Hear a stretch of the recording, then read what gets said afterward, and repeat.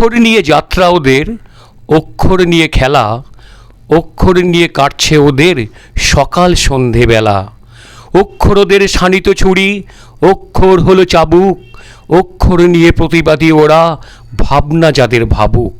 এই ভাবনাটা যাদের ভাবুক, এই অক্ষরগুলোকে সাজাবার ব্যাপারে এবং তাকে সুন্দরভাবে বইয়ের আকারে প্রকাশ করার ব্যাপারে যার কথা আমাদের সবচেয়ে আগে মনে আসে তিনি হচ্ছেন বৃত্তি প্রকাশনীর স্বপন কুমার সাহা। এই স্বপনবাবু কাছে আমরা এসছি, তাকে আমার তার কাছে আমরা জানতে চাইব তার এই বৃত্তি প্রকাশনী কীভাবে গড়ে উঠল। তারপরে আজকে তার কাছে জানতে চাইব আমাদের প্রাক্তন পৌরপিতা নীলরতন বালার পৌরপিতা থেকে কি করে কবি হয়ে উঠলেন এবং তার সঙ্গে তিনি কিভাবে সহযোগিতা করেছেন। নমস্কার স্বপনবাবু, আজকে কথা কাহিনী পক্ষ থেকে আপনাকে স্বাগত। আপনার কাছে একটাই প্রশ্ন, প্রথম প্রশ্ন হচ্ছে আপনি কিভাবে এই বৃত্তি প্রকাশনীটা তৈরি করলেন? এক সময় প্রেস ছিল, ছাপাখানা খুলেছিলাম, বাইরে কাজ করতাম, তারপর নিজের ছাপাখানা খুললাম। তারপর ছাপাখানা তো নিজের অর্থরুজি হয় রুজি রোজগারের জন্য, কিন্তু একটা বৃহত্তর জায়গায় মানে সময়ের জন্য কী করলাম, এই একটা ভাবনা থেকে তখন ছড়ার পাতা বৃত্তি প্রকাশ করতে শুরু করলাম। আচ্ছা, সে বৃত্তি অনেকে নতুনদের উৎসাহ দেওয়ার জন্যই, অনেকে আমার লেখা অনেকে ছেড়েছে, নিয়ে ভুলে গেছে, ফেলে দিয়েছে, এরকম হয়েছে। কিন্তু নিজে প্রকাশ যখন অন্যকে নিয়ে করলাম তখন দেখলাম বৃত্তি প্রকাশ অনেক সাড়া দিয়েছিল, বিভিন্ন জেলায় পৌঁছে যেত। তারপর সেটা অনিয়মিত হয়ে গেছিলো, কারণ পয়সা নিয়ে তো করিনি। লিটল ম্যাগাজিন, লিটল এমন কত, লিটল দিয়ে মাতিয়ে যাবো, লিটল যাদের ব্রত, লিটল সুখ দুঃখ, লিটল রসিকতা, লিটল বুকে প্রকাশ পেলেই প্রকাশ সার্থকতা, লিটল মাঝে, লিটল মন, লিটল ভাবনা চুরি করে অহংস ফলন, লিটল ওরা, লিটল মোড়া নয়। এই কথাটা বুঝে দিলেই সুস্থ মানসিকতার জয়। এই লিটল ম্যাগাজিন কোনো বাণিজ্যিক ব্যাপার না, কোনো বিনিময়ে নতুন উৎসাহের জন্য যারা লেখে তাদের ছাপের অক্ষর প্রকাশ পাবে, তাদের লেখা ছাপা অক্ষর প্রকাশ পাবে, এই জন্যই নতুন নিয়ে বৃত্তি প্রকাশনী করেছিলাম লিটল ম্যাগাজিন। তো সেটা অনেক দিন অনিয়মিতভাবে চলেছে, তো বন্ধ হয়ে গেছে, আমি একটু অন্য জায়গায় চলে গেছি।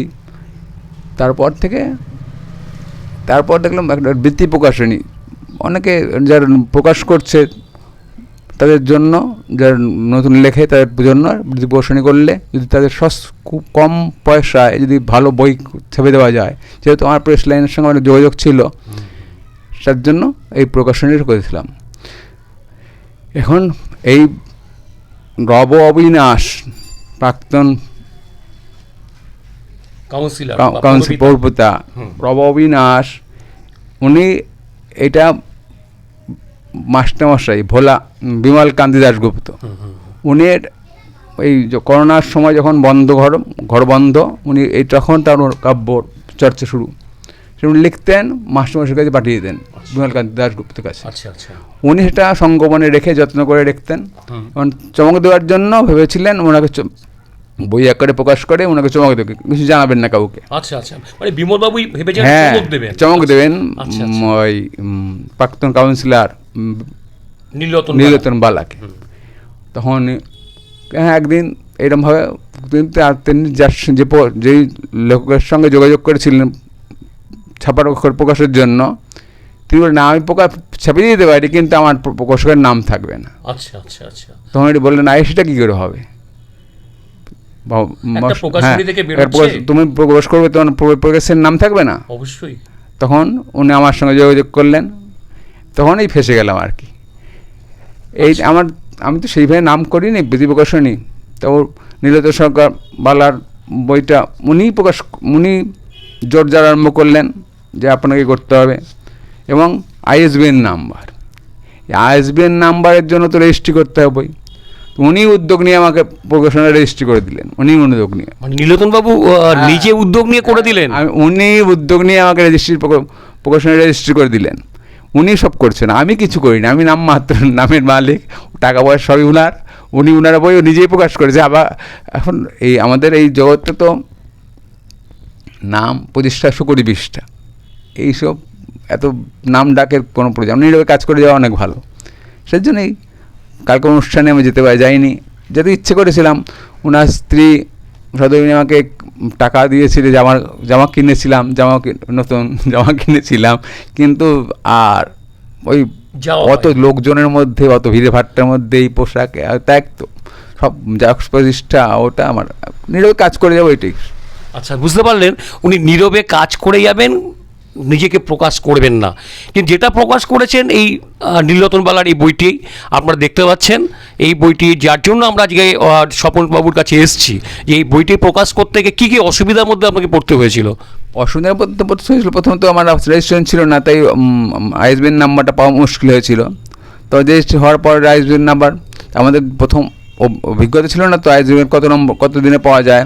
উনি নিজের নামে করতে পারতেন, নীলরতনবালা, নিজে বলেন না, আমি আপনার নামে করতে হবে, জোর করে আমাকে দিয়ে আইএসবিএন নাম্বার করিয়ে, তারপর এই যে আমাদের জানতাম না নাম্বারটা কবে পাওয়া যায়, দিয়েছিল অনেক আগে, ফেব্রুয়ারি মাসে দিয়েছিল, কিন্তু আমরা বুঝিনি তো এটা, যে ওইটা আমার ঝুলি রেখেছিল, পেন্ডিং, এখনও পেন্ডিংই আছে। তাই আমি বলি কী হলো, তখন অনেকের সঙ্গে যোগাযোগ করে বোঝা গেল যে ওইটাই নায়েজ নাম দিয়েছে, ওইটা দিয়ে ছাপা যাবে। এই উনিই সব করেছে, আমি কিচ্ছু করিনি। উনিই সব করেছেন, উনি স্বপনবাবু কিছু করেননি। আচ্ছা, এই বইটা করতে গিয়ে, আপনি তো একজন ছড়াকার, তাই এই বইটা করতে গিয়ে আপনি তো ওনার লেখা পড়েছেন, আমাকে সব লেখা পড়িয়েছেন, বলে আপনি যদি আগে পিছু করতে হয় করবেন। আমি না, আপনার যা লিখেছেন সুন্দর লেখা, আপনার কোনো আগে পিছু করার ব্যাপারই নেই, কোনো রাজনীতির ব্যাপার নেই। এটুকু যা এটা বলে রাজনীতির ব্যাপার আছে, বলে না, কোনো রাজনীতির ব্যাপার নেই। আমাকে যে আমি সবটা পড়েছি, লেখনী বাঁধন খুব ভালো, লেখনী ভাষার উপস্থাপনা সবই খুব সুন্দর, প্রাঞ্জল শব্দচয়ন সবই খুব প্রাঞ্জল, এবং লোকে সহজেই লোকের গভীরে প্রকাশ করতে পারবে। ছড়া কবিতা যেমন আছে খুব ভালো। ওনার প্রথম বই বলে না, ওনার লেখনী, আমি ওনার সঙ্গে প্রথমে আগে জানতাম না উনি লেখেন, এই করোনা আবহাওয়ায় উনি লেখা শুরু করেছিলেন এবং মাস্টারমশাইয়ের কাছে পাঠাতেন। এই মাস্টারমশাই চমকটা দিতে চেয়েছিলেন, সেই চমকটা হয়নি আর কি, এটা আমি জড়িয়ে পড়েছি। তার মানে আমাদের করোনা পরিস্থিতি শুধু মানুষের খারাপও করেনি, সেখান থেকে আমাদের বিভিন্ন মানুষকে আমাদের সামনে পরিচয়ও করিয়েছে। যেমন নীলরতনবালা, তিনি একজন পৌরপিতা ছিলেন, তার বিভিন্ন রকম কাজ ছিল, বিভিন্ন রকম কাজের মধ্যে তিনি ডুবে থাকলেন। তার মাঝখানে যখন তিনি কলম তুলে নিলেন, কাগজ তুলে নিলেন সেই করোনার সময়, সেটাই আজকে আমাদের সামনে এসে উপস্থিত হলো। আজকে স্বপনবাবু তার কাজটিকে নতুনভাবে প্রকাশ করে, অক্ষরগুলোকে সুন্দর করে সাজিয়ে আজকে আপনাদের সামনে নিয়ে এসছে। তার এই বইটি বেরোবার পেছনে তার অবদানও কম নয়। তাই আমাদের কথা কাহিনীর পক্ষ থেকে তাকে অসংখ্য ধন্যবাদ জানাচ্ছি। এরকম প্রতিভাকে খুঁজে আনুক, এবং উনি বলেছেন যে যারা খুব কম পয়সায় বই করতে চায়, যাদের অর্থ সেভাবে নেই, তিনি তাদেরকে সাহায্য করবেন এবং তাদেরকে তিনি সবার সামনে এনে উপস্থিত করবেন। তাই আশা করি আপনারা যারা এই লেখালেখির মধ্যে আছেন, তারা স্বপনবাবুর সঙ্গে এসে দেখা করবেন এবং তার সঙ্গে কথা বলে তার কাছ থেকে যদি কোনো সাহায্যের দরকার হয় বই বের করার, তিনি করবেন, এই আশা রেখে ওনাকে আমাদের এই ছোট্ট ভিডিওটাতে উনি যেভাবে আমাদের কথা বললেন তার জন্য ওনাকে ধন্যবাদ জানাচ্ছি। আশা করি আপনাদেরও খুব ভালো লাগবে। এর পরবর্তী আমরা যাচ্ছি যার কাছে, তার কাছ থেকে আমরা শুনব তার এই বইটি মুখবন্ধ লিখবার সময় তিনি কিভাবে তিনি বইটা পড়ে তার কি মনে হয়েছিল তার কাছে। এখন আপাতত আমরা শেষ করলাম, নমস্কার। তাহলে আমরা যেখান থেকে শেষ করেছিলাম সেখান থেকে শুরু করছি। আমরা বলেছিলাম যে প্রাক্তন অধ্যাপক চম্পা দাশগুপ্তর কাছে আমরা যাব, তার কাছ থেকে নীলরতনবাবুর যে নতুন বইটি বেরিয়েছে, প্রথম বই, একজন পৌরপিতার কবি হয়ে ওঠার কাহিনী যিনি লিখেছেন, ভূমিকা লিখেছেন, তার কাছে এসেছি শ্রীমতী চম্পা দাশগুপ্তর কাছ থেকে। আমরা নীলরতনবাবুর বইটার সম্বন্ধে জেনে নেব এবং তার সম্বন্ধে একটু জানব। নমস্কার দিদি, আপনার কাছে যে ব্যাপারটা আমি জানতে চাইলাম সেটা একটু যদি বলেন, তাহলে আমাদের খুব অনেক কিছু আমরা জানতে পারবো। নীলরতন বালা এখানে নানাভাবে পরিচিত, একজন প্রতিষ্ঠিত ব্যক্তিত্ব। উনি শিক্ষক হিসেবে ওনাকে সকলেই চেনে, সমাজে ছাত্রছাত্রী থেকে পাড়া প্রতিবেশী এবং এই সমাজে সকলেই চেনেন। ওনার আরেকটা পরিচয়, সেটাও বহুল পরিচিত, সেটা হচ্ছে উনি পুরসভার পুরো প্রতিনিধি ছিলেন অনেক দিন, এবং সেখানে শিক্ষক হিসেবে একটা অংশের মানুষ চেনেন, আবার আরেকটা অংশের যারা আমরা এমনকি ওনার ওয়ার্ডে ছিলাম ওনাকে অত্যন্ত সৎ এবং সজ্জন মানুষ হিসেবে চিনি। এবং এটা এতটা প্রতিষ্ঠিত যে ওনার সম্পর্কে কারো এই বিষয়গুলো নিয়ে কখনো কোনো বিতর্কের কোনো অবকাশই নেই। উনি এতটাই স্বচ্ছ এবং সৎ মানুষ ছিলেন, এইটাই হচ্ছে। আর খুবই ব্যক্তিগতভাবে অত্যন্ত শিষ্ট সজ্জন মানুষ। যে পৌরপিতার থেকে একজন কবি হয়ে ওঠা, এটা কি সম্ভব একজন মানুষের কাছে এত কাজকর্ম করেও? এটার একটা ব্যাখ্যা অবশ্য উনি দিয়েছে। মানুষ তো থাকেন, যেমন রবীন্দ্রনাথ পুরো টাইমে অবসর ছিলেন, কিন্তু তারপরেও কিন্তু রবীন্দ্রনাথের মনে হয় যে যেহেতু উনি চাকরি করতেন না, কিন্তু রবীন্দ্রনাথকে তো জমিদারি সামলাতে হয়েছিল, এবং জমিদার রবীন্দ্রনাথরা 14-15টি ভাই বোন, তার মধ্যে সব থেকে দক্ষতার সঙ্গে, অনেক ভাইয়েরাই জমিদারি সামলেছেন কিন্তু উনি যেভাবে জমিদারি সামলেছেন সেভাবে আর কেউ পারেনি। কাজে এই দক্ষতাটা মানুষের নিজস্ব এই সময়টা, এবং সেই সময়টা বিশেষ করে উনি যখন ওই শিলাইদহ, প্রতিশোধ, শাহজাদপুরে ওইসব, এখন সেটা বাংলাদেশে ছিলেন, সেখানে ওনার সৃষ্টির ফসলটা সবচেয়ে ব্যাপক হয়েছে। আরেকটা যেটা হয় সেটা হচ্ছে সাধারণ মানুষের সঙ্গে যে পরিচিতি, সেটা কিন্তু ওনার ওই শিলাইদহ পর্ব যদি বলি বড় করে সব জড়িয়ে, সেই পর্বেই তো ঘটেছিল। কিন্তু অবিশ্রান্ত তিনি কবিতা এবং অসাধারণ সব ছোট গল্প যেগুলো আমরা পেয়েছি সেগুলো কিন্তু সেই সময়। কাজে পেশার সঙ্গে নেশার, এটা একটা নেশা, তার কোনো সম্পর্ক নেই, এটাই মনে করি। কাজে পুরপিতা হয়েও তিনি, আর বিশেষ করে আরেকটা উনি নিজেও বলেছেন বা কবিতাগুলো সাল তারিখ উনি দিয়েছেন, সেই হিসেবে আমি কাজটা করতে গিয়ে দেখেছি যে উনি কবিতার রচনার প্রথাগতভাবে শুরু করেছেন। শুরু আগে থাকে সলতে পাকানো, কিন্তু উনি শুরু করেছেন 2020 সাল থেকে, এবং আমার দৃষ্টিতে সেটা মনে হয়েছে যে এটা হচ্ছে করোনা কাল, যখন সব কিছুই বন্ধ, অবরুদ্ধ, সেই সময়টায় উনি এই কবিতা চর্চা করার একটা নিরঙ্কুশ অবকাশ পেয়েছিলেন বলে আমি মনে করি। আচ্ছা, তো করোনার সময় তার মানে লেখকদের নতুন লেখক সৃষ্টি হয়েছে, মানে করোনা সেই সময় নতুন লেখককে আমাদের সামনে এনে উপস্থিত করতে পেরেছে। আচ্ছা, আমার একটা কথা হচ্ছে, উনি আপনি যখন বইটার ভূমিকা লিখছেন সেই সময় আপনার মনে হয়নি উনি একজন একটা রাজনৈতিক নীতিতে বিশ্বাস করেন, আর সেইখানে দাঁড়িয়ে ওনার লেখার মধ্যে সেই রাজনীতি চলে এসছে ডাইরেক্টভাবে? হ্যাঁ, প্রথম কথাটা বলি যে করোনা মানুষের নানা রকমের তার প্রতিক্রিয়া দেখা গেছে। একটা হচ্ছে মানুষের মৃত্যু তো একেবারে শোকাবহ এবং করুণ মর্মন্তুদ পরিণতি আমরা দেখেছি। আরেক দিকে হচ্ছে এই সময়টা, যে এই অবরুদ্ধকালে যারা ছিলেন ভুগেওছেন, কিন্তু তারপরেও এই সময়টায় অনেক সৃজনশীলতাও আমরা দেখেছি, অনেক গবেষণা, অনেক চর্চা, এবং আমরা নিজেরা কিছু কিছু অংশগ্রহণ করেছি, পরোক্ষে হলো শোনার, যেমন সাংস্কৃতিক অনুষ্ঠান, তেমনি অনেকগুলো ওয়েবিনার কিন্তু এই সময় এই কনসেপ্টটাও তৈরি হয়। কাজে এভাবে কিন্তু করোনার কালটা সমৃদ্ধ হয়ে উঠেছে নানাভাবে। একদিকে চিকিৎসা, টিকা আবিষ্কার ইত্যাদি এগুলো হয়েছে, কিন্তু আরেকদিকে সৃজনশীলতা এবং সাংস্কৃতিক দিক থেকেও বহু চর্চিত হয়েছে এই জিনিসটা।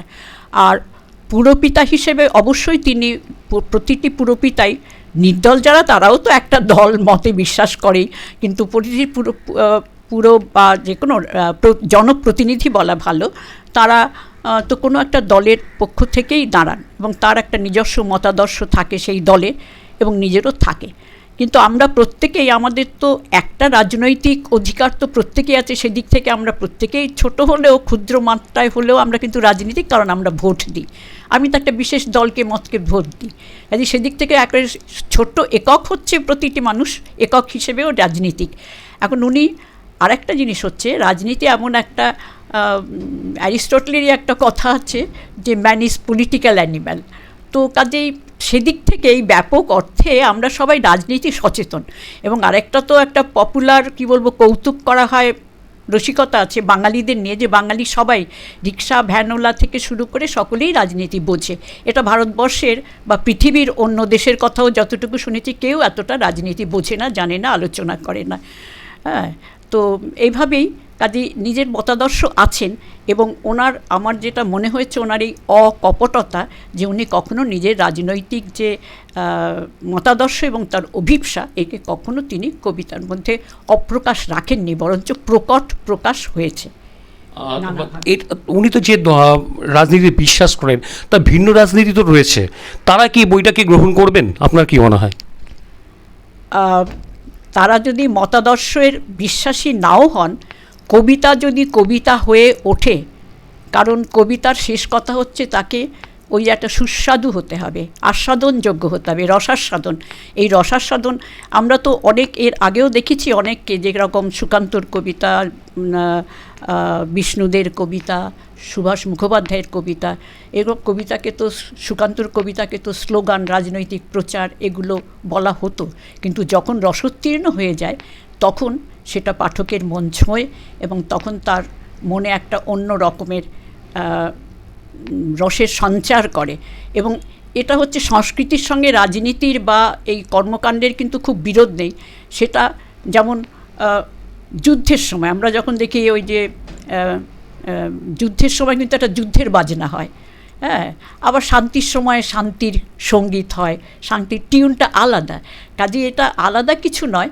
কাজে যারা এই রাজনীতির মতাদর্শের বাইরে, তারাও যদি বইয়ের পাতা উল্টে দেখেন, এবং সেখানে যেখানে তোমার একান্ত অনুভবের, নারী পুরুষের যেখানে প্রেমের কথা, প্রকৃতির কথা আছে, সেখানে তারা সেটা আস্বাদন করতে পারবেন বই কি। আচ্ছা আচ্ছা, তার মানে ভিন্ন মতাদর্শ হলো বইটা যদি কবিতার বই হিসেবে উতরে যায়, তাহলে তাদের কাছেও ভালো লাগবে আপনি বলছেন। আচ্ছা, আপনি বইটা ভূমিকা তো লিখছিলেন, তখন ওনার লেখাগুলো তো পড়ছিলেন, তা ওনার লেখার মধ্যে কি দেখতে পেলেন, মানে কি বলতে চাইছে উনি? উনি একটা জায়গায় খুবই, কালকে আমাদের রজত বন্দ্যোপাধ্যায়, যিনি প্রধান উদ্বোধক এবং প্রধান অতিথি ছিলেন, উনি খুব সুন্দর করে কবিতার যে নির্মাণ প্রক্রিয়াটা নিয়ে অনেক সুন্দর করে বলেছেন। তো আসলে কবিতার উনি কবিতাটাকে নিজের বক্তব্য যেটা, সেটাকে সরাসরি বললে সেটা কবিতা হয় না, কিন্তু সেটাকে বলতে হবে, তার মধ্যে একটা ইঙ্গিত থাকবে, ব্যঞ্জনা থাকবে, তখন সেটা কবিতা হয়ে ওঠে। হ্যাঁ, এরকম শিল্পকে করা, যেমন আমার এই মুহূর্তে মনে পড়ছে উৎপল দত্তের কথা। উৎপল দত্তের নাটকগুলো একেবারেই রাজনৈতিক নাটক, এবং উনি তো এটা গোপন করেননি কখনো। উনি বলতেন যে আমি প্রোপাগান্ডিস্ট, প্রচার করা, এই প্রকাশ করা। তা উনি এটাকে, ওনার এই মতাদর্শটাকে সরাসরি বলতে চেয়েছেন, এবং সেটাকে আমার মনে হয়েছে যে ওনার রাজনৈতিক মতাদর্শের ছন্দবদ্ধ ভাষ্য হচ্ছে ওনার কবিতা। উনি ছন্দে সেটাকে রূপায়িত করতে চেয়েছেন, এটাই আমার মনে হয়েছে ওনার। তাহলে যে কোন প্রধানত তাহলে মানে যে কোনো রাজনৈতিক লোক কি তাহলে কবি হয়ে উঠতে পারে আপনার মনে হয়? মার্কস কবিতা লিখেছিলেন, হোচিমিন কবিতা লিখেছিলেন, ওরা কি রাজনীতিক নন? তো রাজনীতিক মানে মার্কস সেই হিসেবে না, মার্কস নিজেই বলছেন যে আমি তো মার্ক্সবাদী না রে বাবা, মার্কসিস্ট গ্রুপের কী করে মেম্বার হব। তাই এরকম কাজে রাজনীতির সঙ্গে কবিতার কোনো বিরোধ নেই। আবার কবি তো নেরুদার কথা কালকে বারবার বলছিলেন, এরা তো তারপরে এই যে সম্প্রতি এই যে শতবর্ষ পূরণ হয়ে গেল, এদের নানাজনেরই কবিতায়, রাজনীতিকরা কবিতা নিশ্চিত লিখতে পারেন, এবং কবিতার বলছি তো, মানে মাওয়ের কবিতা আমরা পড়েছি, মার্ক্সের কবিতা পড়েছি, এগুলো তো নিজের চেয়ে, যিনি যুব হৃদয়ে, যার এখনও পর্যন্ত টি শার্ট পরে ছেলেরা, এখনও যে বিদেশে দেখেছি দেশে দেখেছি, সে চেয়েও তো লিখেছেন অসাধারণ সব কবিতা, অনুভবের মোট কথা। সেই কিন্তু তাকে কবিতা যেটা তিনি লিখছেন আর মানুষ হিসাবে তিনি যেরকম, সেই জায়গাটা কি তাকে সেই সৎ হতে হয় না? অনুভবের সততা না থাকলে তো তাকে কি করে হবে? অনুভবের গভীর অনুভূতির মধ্যে যদি সেটা ধরা দেয়, এবং তারপরে তার যে একটা রূপায়ণ লাগে, সেই ভাবটাকে রূপায়িত করতে হয় ছন্দবদ্ধ, তাকে ছন্দবদ্ধ মানে অন্তমিল থাকতেই হবে এমন কোনো কথা নেই, তো আমার নিজেরও মনে হচ্ছে এটা যে উনি এটা করতেও পারতেন, যে ছন্দে না বেঁধে ছন্দটাকে বাঁধাও রাখতে পারতেন, না অন্তমিল না দিলেও পারতেন। হ্যাঁ, প্রবহমানতাটা তাতে হয়তো কোথাও কোথাও আসতো, আরও হয়তো অন্য। তবে এটা ওনার তো প্রথম কাব্যগ্রন্থ, তো হয়তো আরও পরে উনি ভাবনা চিন্তা করবেন। সেই জায়গাটায় তো আমাদের কোনো এখতিয়ার নেই, কবির একান্ত অন্দরমহলে আমরা যেতে পারি না, এটাই আর কি। তাহলে আপনারা শুনলেন নীলরতন বালার বই, যে নতুন বইটি বেরিয়েছে, আপনাদের দেখাচ্ছি রব অবিনাশ। এই নিয়ে আমাদের সামনে দিদি অসাধারণ সব কথা বললেন। আমরা আশা করব আপনাদের এই কথাগুলো খুব ভালো লেগেছে এবং আপনারা এই মন দিয়ে কিন্তু এই ভিডিওটা দেখবেন এবং শুনবেন। একজন পৌরপিতা বা জনপ্রতিনিধি কি করে কবি হয়ে উঠলেন, এটা আপনাদের অবশ্যই জানা দরকার। এটা আপনাদের অবশ্যই জানতে হবে। জেনে আপনারা কি আপনাদের মনে হলো সেই মন্তব্যগুলো করবেন এবং আশা করব আর পরবর্তী কে কি বলে সেটা আপনারা মন দিয়ে শুনবেন।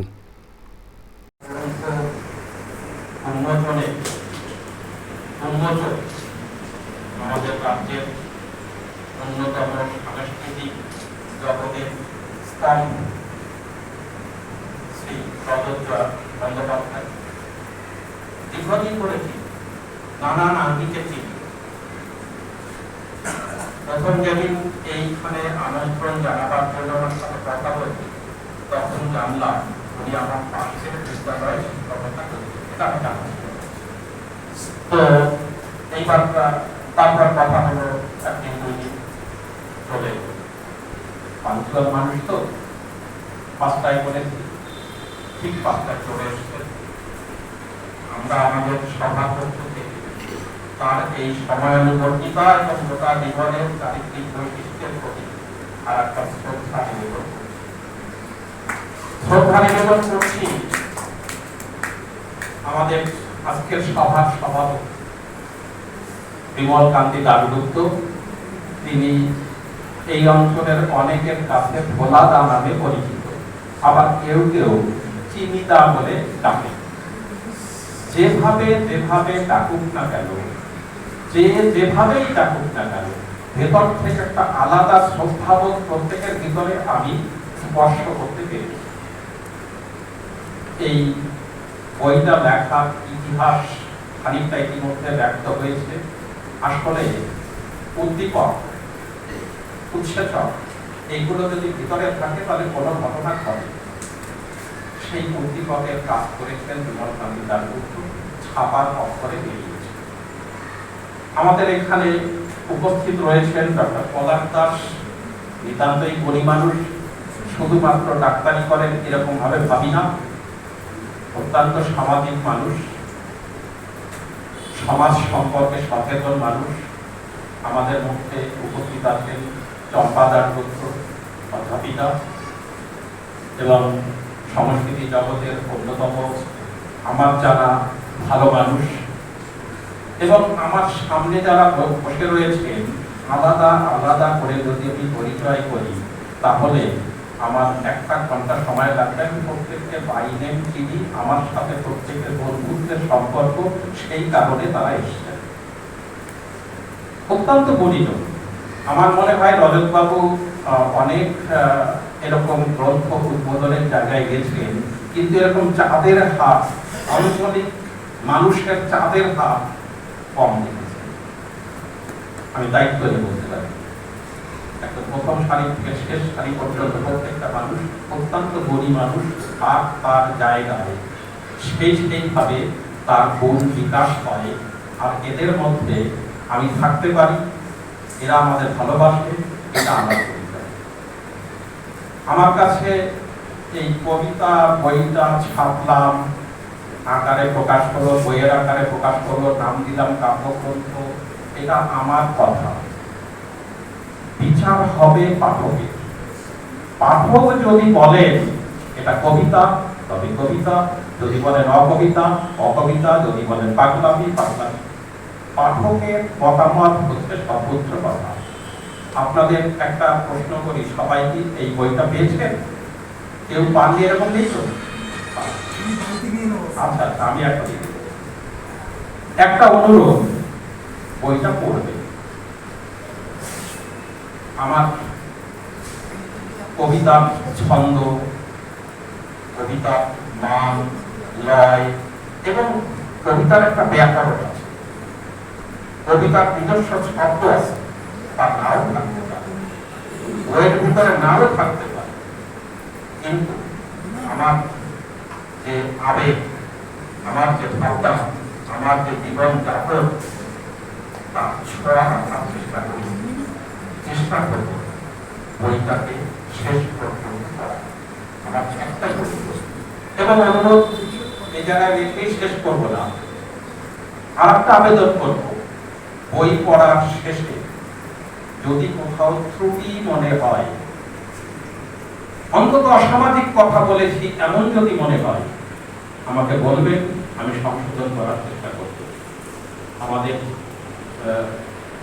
প্রীতি প্রকাশক, তাদের পক্ষ থেকে আমাকে আজকেই অনুরোধ করা হয়েছে যে আজকের অনুষ্ঠানের পরে আর বইটা বাইরে দেওয়া যাবে। ওরা 300 বই ছেপেছে, 100 বইয়ের দাম আমার কাছ থেকে নেবে, বাকি বইয়ের দাম নেবে না, এরকম একটা শব্দ। যাই হোক, সেটা অন্য দিক। আমরা এখানে অন্তত করতে, আমি একটু আগে যা কাউন্ট করছিলাম তাতে 100 কাছাকাছি লোক যাওয়া আসা করেছে। তাতে যারা এই বইটা পেয়েছেন তারা পড়বেন, পড়ার পরে মতামত যদি ব্যক্ত করে আমাকে জানাতে পারে, তাহলে একটাই হবে যে একজন পাঠক পড়েছেন এবং তারও মনের আবেগ, তার ভাব, সেটা সে ব্যক্ত করে আমাকে জানাতে পেরেছে। আমার একটাই অনুরোধ থাকলো, আজকে অনেক সময় ধরে এই বই প্রকাশের অনুষ্ঠানে আপনাদের মূল্যবান সময় দিয়েছেন, ধৈর্য দিয়েছেন। জ্যোতিশঙ্কর গাঙ্গুলি, অশোক পাল, তারা চলে এসেছে, এই কলকাতা লাইনের শেষ পাঠার থেকে চলে আসছে, এরকম অনেক বন্ধু এখানে রয়েছে যারা একদম বহু দূর থেকে চলে আসছে। এইখানে দিলীপ সাহা আমাকে বলছিল যে আমি অনেক দূর যাব, সত্যি সত্যি দূর থেকে আসছে, অনেক দূর থেকে, প্রায় গোটা জেলার সব জায়গা থেকে আশেপাশে যুক্ত হয়েছে। তারা অর্থ দিয়ে, আজকে সময় দিয়ে, অর্থ দিয়ে, ধৈর্য দিয়ে এই অনুষ্ঠানে উপস্থিত হয়েছে।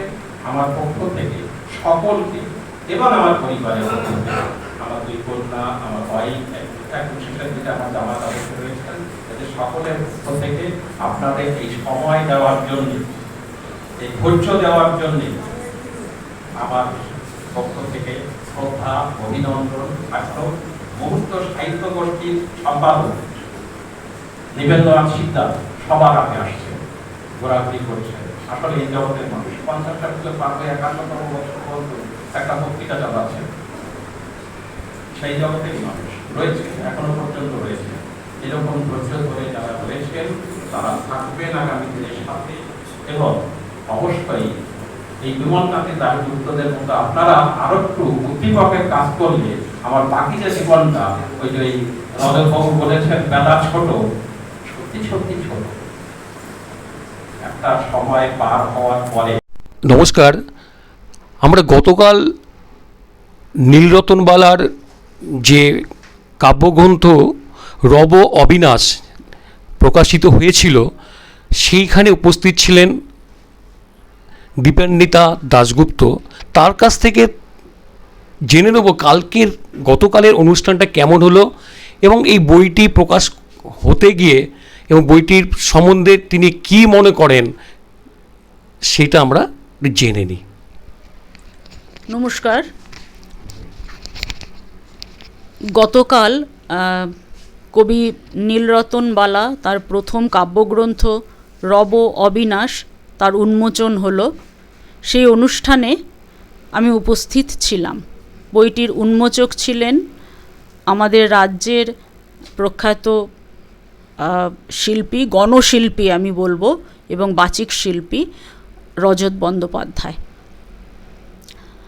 অনুষ্ঠানের প্রথম দিকে যেটা শুনলাম সেটা আমি গতকালও ভেবেছি এবং আজও বলছিলাম, বহুদিন পর রজতবাবুর কথা শুনলাম। আমি বক্তৃতা বলবো না, কারণ উনি খুব বৈঠকি ঢঙে খুব সাধারণভাবে কথাগুলো বলেছেন, কিন্তু যদি কথাগুলো আমরা অনুভব দিয়ে শুনি এবং ভেতরে নিই তাহলে দেখব উনি খুব বিশাল মাপের কিছু কথা বলেছেন। এবং মূলত যেটা বলেছেন সেটা হচ্ছে যে আবহমান বিতর্ক, যে শিল্প কি শিল্পের জন্য না শিল্প সমাজের জন্য।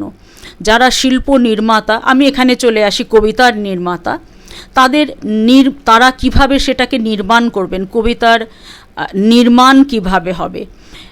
মায়াকভস্কির খুব বিখ্যাত বই রয়েছে এই নিয়ে, কবিতার নির্মাণ কিভাবে হবে, সেটা নিয়ে ওনার বক্তব্য আমরা শুনেছি, খুব খুব ভালো লেগেছে। নীলরতনবাবুর যে বই, নীলরতনবাবু নিজেও তার কথা প্রসঙ্গে বলেছেন, গতকাল যারা উপস্থিত ছিলেন ওখানে তারা চাঁদের হাট উনি বলেছেন, এক একটি চাঁদ। কিন্তু আমার আরেকটু এগিয়ে গিয়ে মনে হয়েছে আজকের এই অবক্ষয়ের যুগে, এই সাংস্কৃতিক অবক্ষয়ের যুগে, এই সমস্ত সিরিয়ালের সমস্ত ঝগড়াঝাটি ছেড়ে, ইউরো এবং T20 ছেড়ে যারা ওখানে উপস্থিত ছিলেন তারা আসলে একটা সুস্থ সংস্কৃতির সন্ধানে ওখানে ছিলেন, এবং তারা সেক্ষেত্রে শুধু চাঁদ নন, এক একটি তারাও বটেন। এবং গতকাল এটা আমার একটা সৌভাগ্য হলো, সেটা হলো কবিতার যে পরিবার সেটা বিশ্বব্যাপী পরিবার। প্রতি মুহূর্তে যেরকম মানুষও জন্মাচ্ছে, কবিতারও জন্ম হচ্ছে। কাল আমি আবারও দেখলাম এই কবিতার পরিবারে আরেকটি নতুন শিশু ভূমিষ্ঠ হলো। এখন সেই শিশুটি কবিতা পরিবারের কতটা গুরুত্বপূর্ণ সদস্য হয়ে উঠবে, কাদের কাছে উঠবে, সেটার প্রশ্ন থাকবে ভবিষ্যতের জন্য। আমরা সেটা এখন বলতে পারবো না। কিন্তু আমি তো নীলরতনওয়ালার সমস্ত কবিতাগুলো পড়িনি, আজকেই মাত্র সেটা গতকাল মাত্র সেটা হাতে পেয়েছি। যে কয়েকটি কবিতা রজত বন্দ্যোপাধ্যায় এবং অন্যরা পড়ে শুনিয়েছেন, তাতে আমার যেটা মনে হয়েছে সেটা হয়েছে নীলরতনবাবু করোনাকালে তার কবিতার চর্চা খুব বেশি হয়েছে, সেটা উনি লিখেছেন, আমি শুনেছি, আমি এখনও বলছি, আমি তো পড়িনি। কিন্তু কবিতাগুলোর অধিকাংশর মধ্যেই আমার মনে হচ্ছে যে ওনার যে একটা অভিমুখ রয়েছে, একটা মতাদর্শগত অভিমুখ রয়েছে, সেটা উনি গোপন করেননি। নীলরতনবাবু মানুষটি স্বচ্ছ মানুষ, সৎ মানুষ, সজ্জন মানুষ। এই স্বচ্ছতা, ওনার যে গুণ যেটা, এই স্বচ্ছতাটা কবিতার মধ্যেও ধরা পড়েছে। কবিতার নির্মাণ মানে তার অবয়ব, তার মধ্যেও ধরা পড়েছে, এবং কবিতার যে বক্তব্য তার মধ্যেও ধরা পড়েছে ওর এই স্বচ্ছতাটা, সেটা উনি গোপন করেননি। এবং আমার ব্যক্তিগত, ওখানে তো অনেক মানুষ ছিলেন, বিভিন্ন মতের পথের থাকতেই পারেন, তাদের সকলকে তো আমি চিনি না, কিন্তু নীলরতনবাবুর কবিতার যে ভাষার যে স্বাচ্ছন্দ্য, যে সোজা করে সোজা কথা বলা এবং ঠিক কথাটা বলা, সেটা কারুর পছন্দ হতেও পারে, কারুর নাও হতে পারে। এটা না আমার সঙ্গে খুব মিলে গেছে এই জায়গাটায়, যে আমারও মনে হয় সোজা কথাটা সোজা করে বলি, ঢিলটা যদি মারতেই হয় সোজা করেই মারি, এবং লোকে জানুক যে আমিই মেরেছি, তাতে আমার কোনো অসুবিধে নেই, আমাকে খারাপ ভাবলো ভারী বয়েই গেল। এই জিনিসটা আমার, এই স্বচ্ছতাটা আমার খুব ভালো লেগেছে, যে উনি অনেক আশপাশ কথার আশ্রয় নেননি, সোজা কথা সোজাভাবে বলেছেন, যেটাকে আরেক কবির কাব্যগ্রন্থের নামই হচ্ছে সোজা কথার সহজ পাঠ। আমার মনে হয়েছে এই ওনার কাব্যগ্রন্থটা হচ্ছে আসলে সোজা কথার সহজ পাঠ। আচ্ছা, এই বই আপনারা কিভাবে মনে হয় কতখানি জনপ্রিয়তা পাবে? দেখুন, সত্যি কথা যদি বলি, কবিতার বইয়ের জনপ্রিয়তা সেটা একটা বিরাট বড় প্রশ্ন। আমাদের প্রায় সবার বাড়িতে সঞ্চয়িতা এবং সঞ্চিতা আছে, মানে রবীন্দ্রনাথ এবং নজরুলে আমরা থেমে গিয়েছি। তারপরের যেমন ধরুন সুভাষ মুখোপাধ্যায়, সুকান্ত ভট্টাচার্যের সুকান্ত সমগ্রীও দু একটি পাওয়া যাবে কারুর বাড়িতে, তারপরে কিন্তু সব কমে কমে কমে কমে এসেছে। এখন যারা কবিতা পাঠক, যারা ভালোবাসেন, তারা তো নিশ্চয়ই সংগ্রহ করবেন। যেমন আমি বলতে পারি যে আমি বা আমার পরিবার, আমরা বইটি পড়ব, কিন্তু এটা তো নির্ভর করবে পাঠকের ওপরে, তিনি কোন ধরনের কবিতা পছন্দ করছেন। তিনি কি সমাজ সচেতনতামূলক কবিতা পছন্দ করছেন, অথবা এই পারে আমি ওই পারে তুমি মতো রোমান্টিক কবিতা পছন্দ করছেন। তিনি যদি সমাজ সচেতনতার কবিতা পছন্দ করেন, বিশেষত গতকালকের যে উপস্থিতি ছিল তা দেখে আমার মনে হয়েছে যে এ কবিতা ওখানে যারা উপস্থিত ছিলেন, এবং একটি মানুষ মানে আরও অন্তত 4টি মানুষ, এটা আমরা ধরে নিই, তাহলে এই কবিতা কিন্তু অনেকেই পড়বেন। হয়তো প্রথম থেকে শেষ পুরোটাই পড়বেন না, কোনো কোনো কবিতা পড়বেন। এটা তো ঠিক যে 100টা কবিতা লিখলে সবকটাই ভালো একই মানের হবে তা নয়, একটা দুটো কবিতা হবেই যে ভালো লাগবে, তিনি অন্য কোথাও সেটা আবৃত্তি করবেন, বলবেন। একটি দুটি কবিতা, কয়েকটি কবিতা কালোত্তীর্ণ হবেই।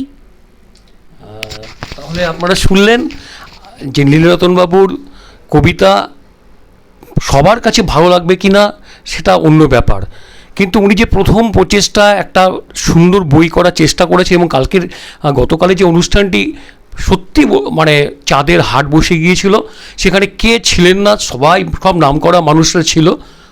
সেইখানে দাঁড়িয়ে কালকের যে ঘটনাটা ঘটেছে আজকে তার কিছুটা আপনারা শুনলেন। আশা করি আপনাদের খুব ভালো লাগবে। আপনারা বইটা পড়বেন, নীলরতনবাবুর কাছ থেকে বইটা নিয়ে আপনারা বইটা পড়বেন, পড়ে কি মতামত আপনারা সেটা জানাবেন ওনাকে, তার কাছে সেটা খুব ভালো লাগবে।